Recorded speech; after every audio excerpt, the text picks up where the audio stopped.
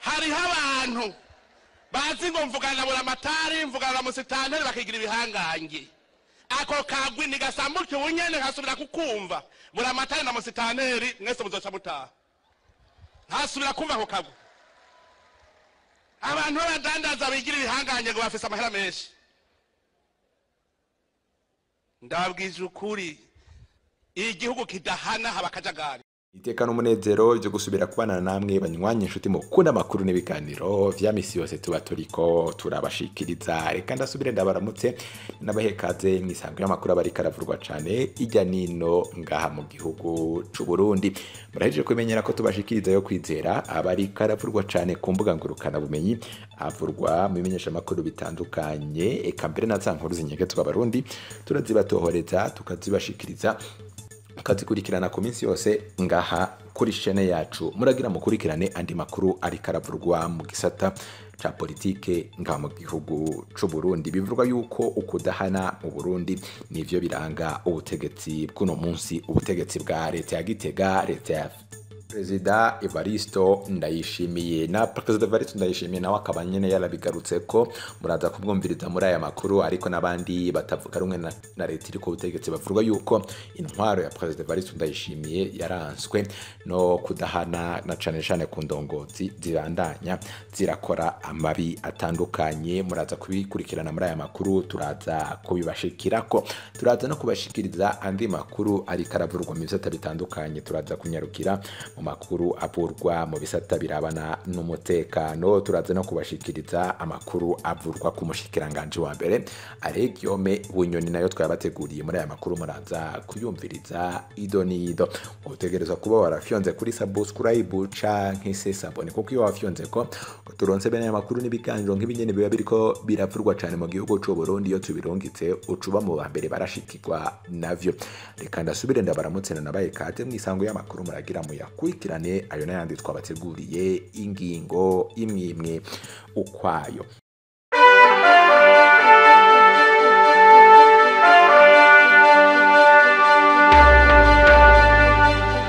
Nemeje kubabwira yuko biri kubera burwa cyane ko ukudahana mu Burundi ari byo biranga ubutegetsi bwa President Evaristo Ndayishimiye, ubutegetsi burongoye igihugu c'u Burundi bwo kuri leta ya Gitega, na cane ku mabi atandukanye abari karakorwa kumvo za politike, amabi akorwa n'indongozi, amabi akorwa n'abajejwe umutekano, amabi akorwa n'ugwaruka rw'imbonera kure ndetse n'abandi bahugikiye mu mugambwe wa CNDD FDD. Vyagiye biragaragara cyane kuri iyo ntwaro ya President Evaristo Ndayishimiye ko hagiye haravurwa amabi yagiye arakogwa n'indongozi, yagiye arakogwa n'abategetsi, ariko abo bategetsi ntibakomakomwe haba amabi ajyanye na politike, ubusuma, kugandagura abanyagihugu, ibitero, ariko ababikoze ntibashigwe ahabona. Bivura yuko ivyo ayo mabi akorwa na bamwe mu bajejwe intwaro canke imbonderakure, ndetse bikaba vyagiye bigarukwa ko cane n'abarongoye amashirahamwe yo guharanira agateka ka zina muntu. Abo mwishirahamwe ishirahamwe IDHB rikurikiranira hafi agateka ka zina muntu mu gihugu c'u Burundi banditse ikete bayandikiye umukuru w'igihugu Perezida Evaristo Ndayishimiye, akaba ari ikete y'icegeranyo cerekana amabi yagiye arakorwa cane mu gihugu c'u Burundi, akozwe n'indongozi, akozwe n'abategetsi, akozwe n'imbonerakure, ariko abakoze ayo mabi bakaba bataragize ico babazwa imbere y'ubutungane ngo bagirizwe ayo mabi baba baragiye barakora mu bitandukanye. Nkuko biri mwikete bandikiye umukuru w'igihugu bakarishira ahabona kuri uyu wa kane igenekerezo rya 30 Ruheshi uyu mwaka wa 2022.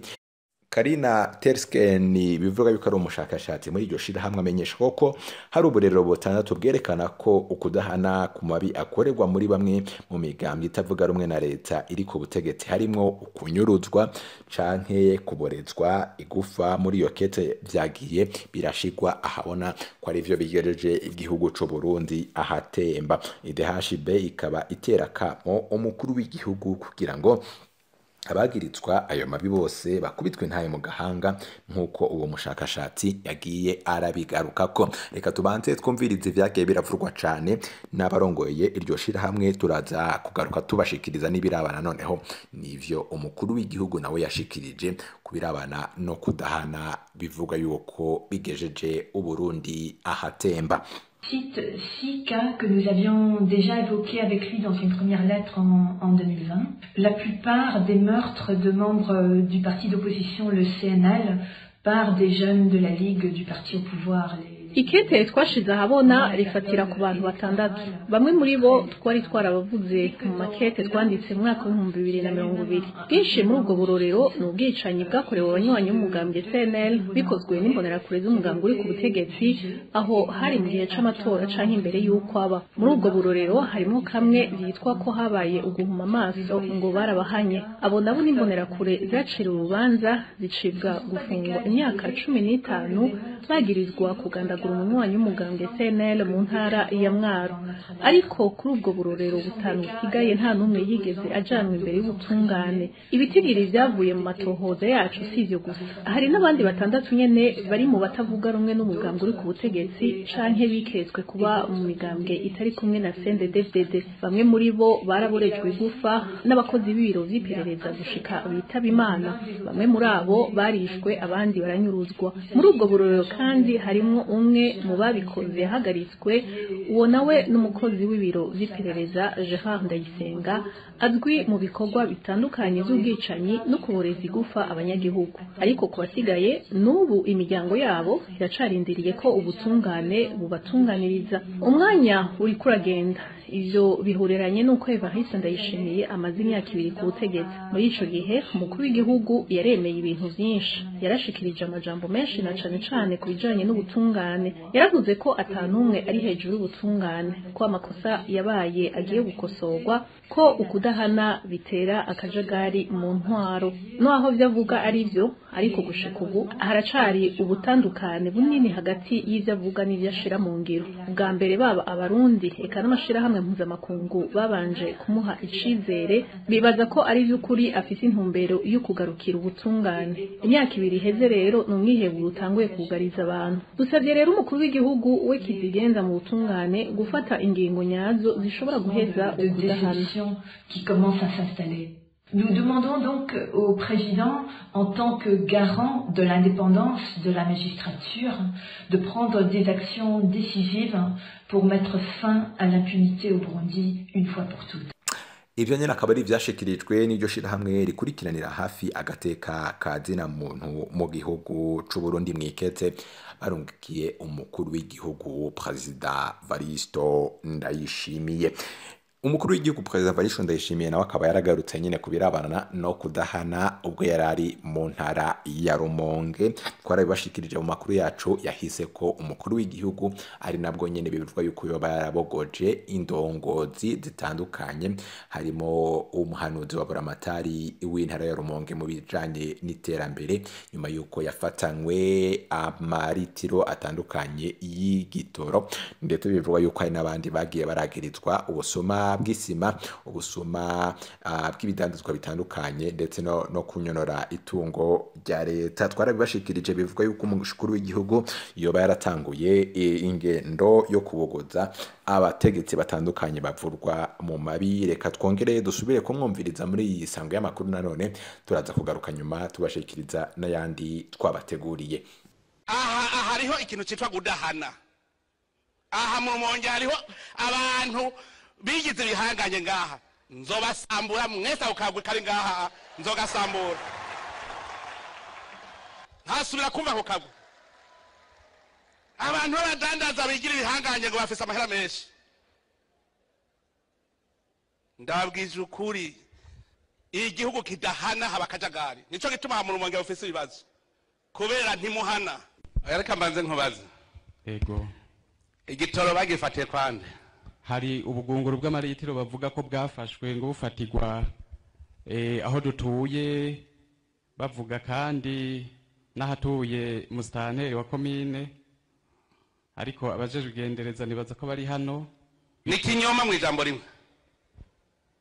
vuga uti ego canke ni kinyoma cyari se kinyoma amakantite bavuga ni atariyo igitoro muga carafatiwe iwanyu hariho igitoro twakoresha hari cafatiwe wawe naho yoba iriti rimwe yego kwa musitani hari cafatiweho sinzi nk'abagiyeyo sinagiyeyo kwa musitani umviriza rero wewe yego ntukwiye kuba indongozi usanga vyabaye uko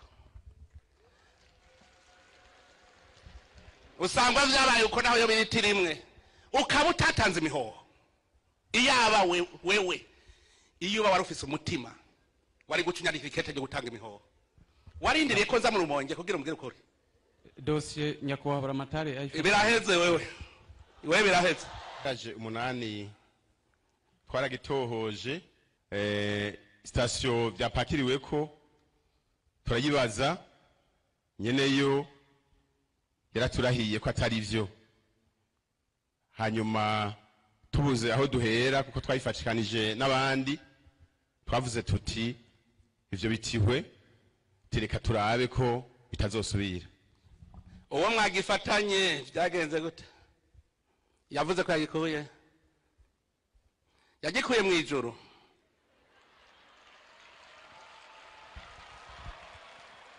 nyene cyubahiro havuzwe byinshi nimba oyavuga gwawe wevuga ivyuzi nk'indongozi yafashe umusuma afise igitoro mu province iwe yakubwiye ko yagikuye nk'indongozi igitoro bagaje umunani icunzi nashize muri raporo zari bagaje 10 hanyuma izo bagaje twavyumvise gutyo nyene mugabo turiko turagira amatohoza byari byafatiwe bavuga yuko byaguriwe kuri station imwe iri ngaha mu Rumonge hanyuma uwabiguze aca asabwa kubisubiza hanyuma arabiguri yabisubije kuri station hanyuma baramusubiza amafaranga yiwe bari bavuze yuko station mwasaza atari ivyo